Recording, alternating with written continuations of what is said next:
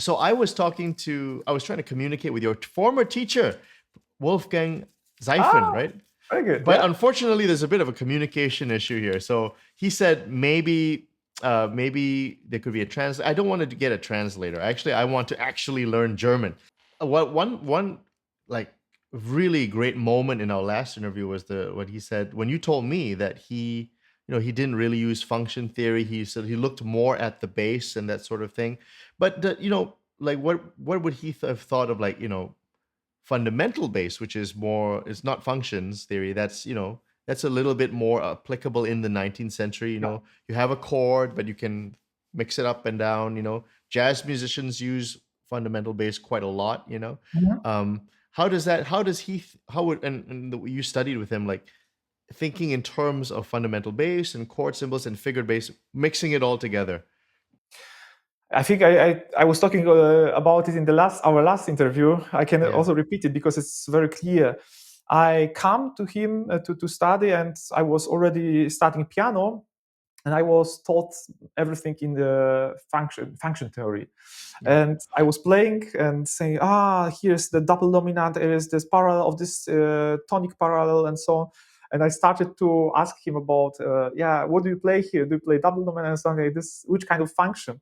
And he said one very important sentence for me, which helped a lot to understand how this works. Forget it, everything. So just to have really so simple input to your brain that you can really react very fast. If I'm trying to imagine, I'm now here, this is now a function of this, and so on. And I think the figured bass is the perfect tool for it, because this is the tool from the time. I'm talking, of course, about 18th century improvisation. So yeah, figured bass, and also name of the chords. So like just play here this chord and go here this counterpoint or this line, chromatic or not chromatic on diatonic, or rule of the octave, of course. So this was the main goal, to have patterns of bass lines, and stop to think too complicated. Yeah. Now, wait a second. So, like, and I just want to play devil's advocate. Sometimes, like, you can get very, like, particularly when you're modulating and into more remote keys with the figured bass. Even the figured bass looks scary, right? I mean, I know you're talking about improvisation and there's no score, but like, even in terms of analysis, late 19th century, maybe even earliest 20th century, people are still sort of using figured bass, but like, if you look at the figures, all the sharps, the flats, and it looks scary, right? It looks like, whoa, how am I supposed to read these figures? So what key am I in? It's like, so even like sometimes figured bass can be somewhat scary, right? So I'm just playing devil's advocate. Everyone knows I'm a big figured bass fan, but maybe even figured bass can be thinking a bit complicated. What do you think? Of course, I'm laughing a little bit because you didn't see my notes from my theory lessons, piano theory. I was studying piano, and with functions. They're really like my grandma asked me, Szymon, this is like chemistry. What you write here? So you are talking about figure bass and a lot of sharps and flats, but this kind of analyzing with functions, that was really terrible and horrible. Of course, I can understand now what I did. But to play from it or to try to realize what happens, it takes a lot of time. So I would say, let's make some example or take some example. For example, I would say you have just chords like you're going up chromatically, diminished chords, yeah. Or I want to improvise about chromatic scale, yeah.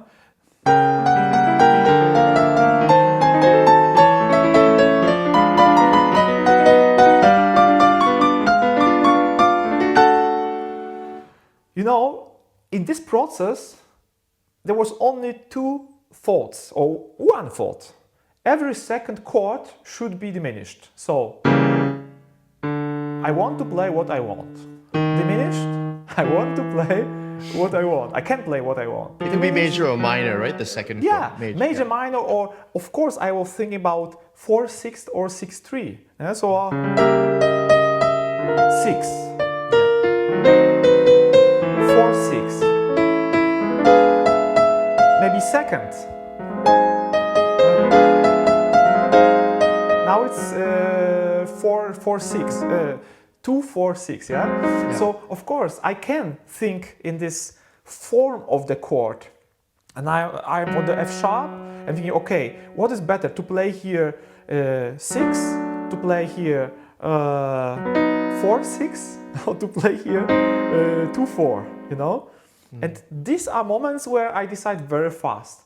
But only one thought is every second should be diminished. And this kind of thinking, so there is no function, there is also no thorough bass, or no everywhere, because I'm not thinking like, it's diminished 7. No, just diminished chord, and then releasing, tension, releasing, and then tension, releasing, and something like this. So I think the process of thinking is much faster if you just have only one thought and not analyzing where I am now, what I'm doing now. There is no time for it. I can imagine if that was in the repertoire and I saw that, or a student saw that and be like, oh my goodness, or what it would be a nightmare. It just be what they would try to, and then you just came up with that in like seconds, right? I mean, really, it was seconds, and then basically you made it so simple, and the thinking was very simplified.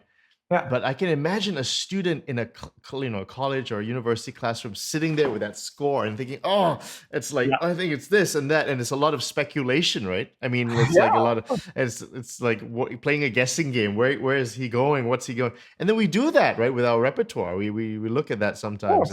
Of course, but on the other hand, what is my goal?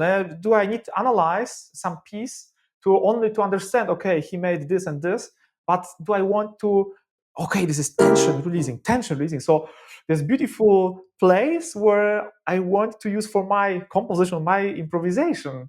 So the goal is only, okay, it's diminished, and what I want, maybe 6. Okay, let's try only first diminish 6, diminish 6, diminish 6. It will be perfect, perfect training to start. And diminished 4/6, diminish 4/6, and diminish 2/4/6, and so on.